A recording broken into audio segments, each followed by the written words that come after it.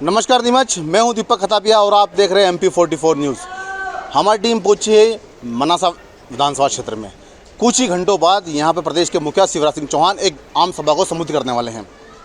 किस तरह की सभा होगी, या लोकार्पण होगा, या घोषणाएं होगी, या विधानसभा चुनाव का एक बड़ा यहाँ परमार होगा, इन सभी बातों को जानने के लिए हमारे साथ में है मनासा क्षेत्र के लोकप्रिय विधायक माधव जी मारू। उनसे बात करेंगे कि आखिर ये सभा किन मायनों में मनासा विधायक को एक दिशा देगी, जानेंगे क्षेत्र विधायक माधव मारू से। सर, स्वागत है MP44 का। प्रदेश के मुखिया शिवराज सिंह चौहान यहाँ पर एक जनसभा को संबोधित करेंगे। क्या कहना है, किस तरह की सभा होगी और कितने लोगों की आने की संभावना है? कल प्रदेश के मुख्यमंत्री यशस्वी श्री शिवराज सिंह जी चौहान मनासा पधार रहे हैं। उनका हेलीकॉप्टर बड़िया में उतरेगा और वहाँ से बड़िया पंचायत के स्वागत के बाद मनासा में प्रवेश के बाद वो रथ में सवार होंगे और एक रोड शो का आयोजन, जन दर्शन, जनता से मिलने का, बच्चों से मिलने का, महिलाओं से अभिवादन का और स्वागत का एक पूरा कार्यक्रम वहाँ से शुरू होगा, जो दशहरा मैदान पे आकर समाप्त होगा। उसके बाद कॉलेज बिल्डिंग का लोकार्पण है,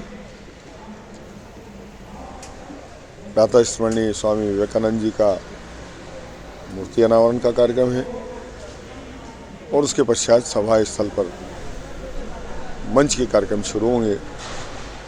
इस कार्यक्रम में प्रदेश के मुखिया के साथ हमारे सिंचाई मंत्री तुलसी सिलावट जी, वित्त मंत्री जगदीश देवड़ा जी, हमारे MSME मंत्री माननीय ओम प्रकाश सकलेजा जी, हमारे हरदीप सिंह जी डंग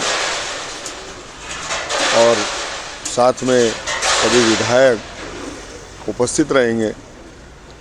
कार्यक्रम की रूपरेखा की दृष्टि से लगभग हमने 50,000 लोगों के यहाँ कार्यक्रम बनाए हैं। एक संभावित है ये आंकड़ा, लेकिन जैसा माहौल है, जैसा उत्सव का माहौल है और जैसा महिलाओं में उत्साह है, उससे लगता है कि ये 50,000 से ज़्यादा संख्या यहाँ होगी। निश्चित रूप से इस सभा का मेन जो कार्यक्रम है हमारा लाडली बहन सम्मेलन और 1208 करोड़ की जो हमारी सिंचाई परियोजना है उसका भूमि पूजन है। कार्यक्रम में यहाँ शिला पूजन होगा, यहाँ कलश पूजन होगा, साथ में भूमि पूजन होगा, शिलालेख का अनावरण होगा और उद्बोधन होने वाला है। माननीय मुख्यमंत्री जी का बहनों से संवाद करेंगे। देखा गया कल की जो सभा है यहाँ पर मनासा क्षेत्र की बात करें तो कांग्रेस और भाजपा के सर्वे चल रहे हैं। उस सर्वे में बताया जा रहा है कि जो मनासा सीट है वो डेंजर जोन में आ रही है। तो लगता है कि प्रदेश के मुखिया इस सीट को प्रभावी रूप से जो CM साहब आ रहे हैं, इस सभा को कहीं ना कहीं दिखता जा रहा है कि जो डेंजर जोन में आ रही है, तो कहीं ना कहीं चुनावी सभा भी तो नहीं गई है। डेंजर जोन में तो कांग्रेस की सीट आ रही है। कांग्रेस डेंजर जोन में, Bharatiya Janata party danger zone में नहीं है। इस क्षेत्र में यहाँ पे भारतीय जनता पार्टी का बड़ा जनाधार है। मैं भी 26,000 वोट से जीत कर आया। इसलिए भाजपा के लिए डेंजर जोन नहीं है, ये कांग्रेस के लिए डेंजर जोन है। ये बात सही है। कांग्रेस के सर्वे में निश्चित रूप से आया होगा कि वो डेंजर जोन में है, लेकिन भाजपा के सर्वे में ऐसी कोई रिपोर्ट नहीं आई, न ग्राउंड से ऐसी कोई रिपोर्ट आई कि ये डेंजर जोन में है। बहुत सुरक्षित सीट है मनासा भारतीय जनता पार्टी के लिए। किस तरह की कल घोषणाएं होने वाली है, किस तरह से यहाँ लोकार्पण होने वाला है? क्या लगता है मनासा को अब यहाँ पर विकास के पंख लगने वाले हैं? विकास के पंख तो माननीय मुख्यमंत्री जी ने पहले ही लगा दिए। 15 महीने की कांग्रेस सरकार में कोई विकास नहीं हुआ, ये बात भी सत्य है। फिर कोरोना आया, 1.5 साल तक हमने कोरोना को झेला और मुख्यमंत्री जी के नेतृत्व में कोरोना पर भी विजय हासिल करी हमने। उसके बाद विकास शुरू हुआ वास्तविक रूप से। तो जो भी विकास हुआ पिछले 1.5 साल में, और तहसील में विकास तो ऐसा लग रहा है जैसे गंगा जी का यहाँ पूरे प्रवाह पे है विकास की गंगा, क्योंकि यहाँ 4,000 करोड़ के काम चल रहे हैं। मेरी किताब का भी कल माननीय मुख्यमंत्री जी विमोचन करेंगे। उसने पूरा 4,000 करोड़ का हिसाब दिया है मैंने।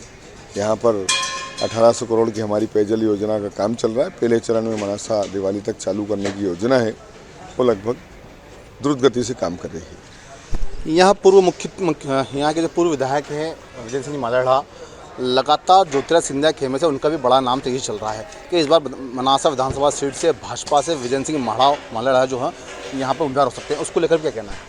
ये भारतीय जनता पार्टी है, ये कांग्रेस की कबीले वाली राजनीति की पार्टी नहीं है। हम कैडर बेस्ड लोग हैं। संगठन गुटों के आधार पर टिकट का वितरण नहीं करता है। यहाँ परफॉर्मेंस के आधार पे ग्राउंड पे क्या स्थिति है, और ये सिंधिया जी में भारतीय जनता पार्टी के सदस्य हैं और नेता हैं भारतीय जनता पार्टी के। वो किसी व्यक्ति विशेष के नेता नहीं रहे, वो पूरी पार्टी के लीडर हैं। इसलिए जैसा संगठन तय करेगा उस संगठन में उनकी भी सहमति रहेगी। देखा गया है कि 5 साल कहीं ना कहीं लगातार कई विवादों में सबका नाता रहा है।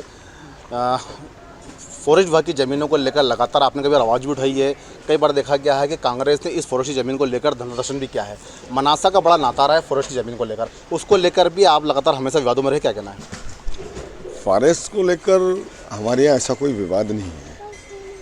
असल में फॉरेस्ट की ज़मीनों पे जो अतिक्रमण के मामले हैं उनका विवाद है।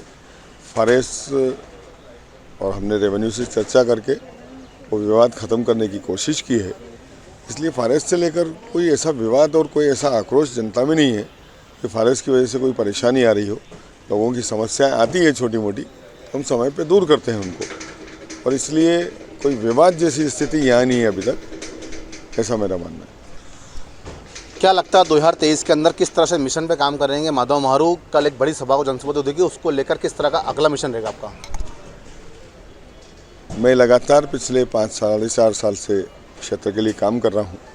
क्षेत्र के लिए अनेक ऐसी योजनाओं पर काम किया मैंने जो आज तक कभी किसी ने पूरी नहीं कर पाए।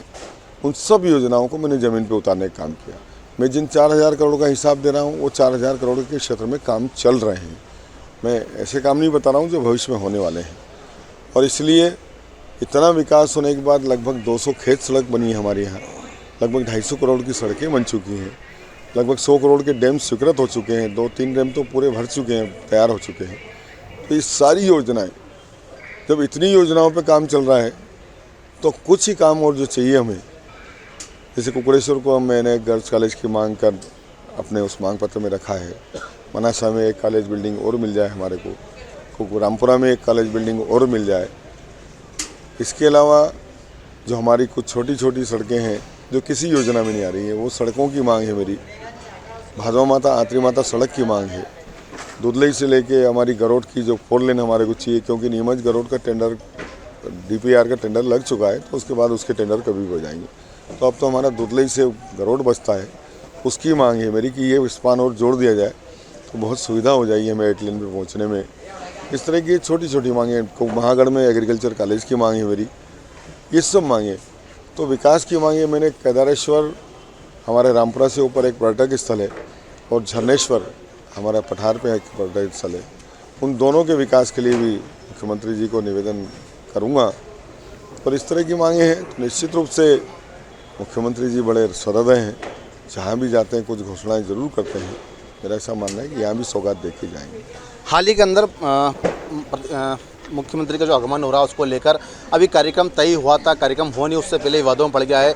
जिलाध्यक्ष का नाम बताया जा रहा है कि जो उनको निमंत्रण कार्ड था जिलाध्यक्ष का नाम नहीं है, उसको लेकर सोशल मीडिया पर काफ़ी आलोचनाओं का बौछार हो गई है, उसको लेकर भी क्या कहना आपकी? क्या है, जो कम समझ कार्यकर्ता होते हैं वो इस तरह की हरकत कर जाते हैं सोशल मीडिया के माध्यम से, जबकि हमारा कैडर है। हम अपनी बात अपने कैडर पे करते हैं, कैडर पे अपनी बात करना चाहिए। और रहा सवाल नाम नहीं आने का, तो ये जो भी तय होता है वो सीएम हाउस से तय होता है। मुख्यमंत्री के जो प्रोटोकॉल होता है उसके अंतर्गत सारे काम होते हैं। ये कोई व्यक्ति के चाहने से और नहीं चाहने से नहीं होता कि किसी का नाम जोड़ दें या घटा दें, ये किसी के हाथ में नहीं। संभवतः बातें तो ये भी हो रही हैं कि संगठन और सत्ता में तालमेल नहीं बैठ पा रहा है। लगातार जिलाध्यक्ष और विधायकों में तालमेल नहीं बैठने के कारण इस प्रकार की हमेशा है जो नाम को लेकर है, चाहे नीमच हो चाहे मनासा हो, ये कहीं ना कहीं विवाद उत्पन्न होता रहता है सोशल मीडिया पर। नहीं, ऐसा भी कोई विषय नहीं है। एक्चुअली में संगठन और जनप्रतिनिधियों में किसी बात को लेकर विवाद नहीं है। ये सिर्फ बातें आती हैं। अच्छा, विपक्षियों को क्या चाहिए? कुछ ना कुछ बोलने को चाहिए, अरे ये झगड़ा कर रहे हैं। तो विपक्ष को तो बुराई करने के अलावा कोई काम नहीं रहता है। लेकिन जितने काम हो रहे हैं, हर सूची, यहाँ तक कि मंच की सूची, वीआईपीज़ की सूची, ये सारी संगठन के साथ ही बैठ के तय हो रही, सूचियाँ भी संगठन के माध्यम से आ रही हैं। तो सारा काम जब संगठन के माध्यम से हो रहा है तो फिर विवाद कहाँ? इसलिए क्या ना, गलत बात है ये लोगों का कि ये विवाद है, फलाना है, ये कुछ भी बोलना है लोगों को और इसलिए बोल रहे हैं, कोई विषय नहीं है उनके पास। आज जो माहौल है, वातावरण है, जितना बढ़िया वातावरण है, जनता में जितना उत्साह है, महिलाओं में इतना उत्साह है, बच्चों में इतना उत्साह है कि मामा जी आ रहे हैं, बहनों का भाई आ रहे हैं, किसानों के मसीहा आ रहे हैं, तो जब इतना उत्साह लोगों में तो किसी को पच नहीं रहा है। तो निश्चित रूप से सबकी अपनी अपनी सोच है और अपना अपना विचार है। विशाल जनसभा संबोधित करने के लिए कल किस तरह से यहाँ पर भीड़ जुड़ जाएगी? उम्मीद लगा जा रही है कि 50,000 लोगों की यहाँ बैठने की व्यवस्था की जा रही है। किस तरह से गांव में पीले चावल दिए जा रहे हैं, गांव में होता जा रहा है, किस तरह से तैयारियां शुरू हो रही है? इस सारे काम में हमारा संगठन, हमारे सारे जनप्रतिनिधि, सारे पार्षद, सारे जनपद सदस्य, सारे जिला पंचायत सदस्य, जितने भी हमारे प्रकल्प के लोग हैं, वो सब जी जान से लगे हैं अपने प्यारे मुख्यमंत्री जी का स्वागत करने के लिए। इसलिए निश्चित रूप से हम आकलन 50,000 का कर रहे हैं, लेकिन भीड़ 50,000 से ज़्यादा होगी, ऐसा मेरा मानना है और ऐसा ही सबका मानना है। तो संगठन का सहयोग निरंतर मिल रहा है, संगठन बराबर अपने काम में लगा हुआ है। संगठन की तरफ से कोई ऐसी कोताही नहीं हो रही कि काम नहीं हो रहा हो, कहीं से कोई शिकायत नहीं है कि संगठन ने या और किसी जनप्रतिनिधि ने कोई मदद नहीं कर रहा हो। यहाँ सब लोग अपने मुख्यमंत्री जी, क्योंकि मुख्यमंत्री हम सबके हैं, संगठन और जनप्रतिनिधि हम कोई अलग नहीं है। मैं भी संगठन का ही आदमी हूँ जो जनप्रतिनिधि हूँ। निश्चित रूप से यहाँ किसी तरह का कोई विवाद नहीं है, बहुत अच्छे वातावरण में सारा काम हो रहा है और पूरा सब लोग लगे हैं। तो ये थे मनार क्षेत्र के विधायक माधव मारू, जिन्होंने सारी बातों को बेबक तरह से बताया। उन्होंने साफ कहा है कि संगठन सत्ता में तालमेल बैठ रहा है। प्रदेश के मुखिया शिवराज सिंह चौहान की एक बड़ी आमसभा होगी और 50,000 से ज़्यादा लोगों के आने की उम्मीद है। गाँव में पीले चावल देकर लोगों ने उतर किया जा रहा है और अब मनासा क्षेत्र के अंदर विकास के नाम पर पंख लगेंगे। आप देखते रहिए MP44 न्यूज़।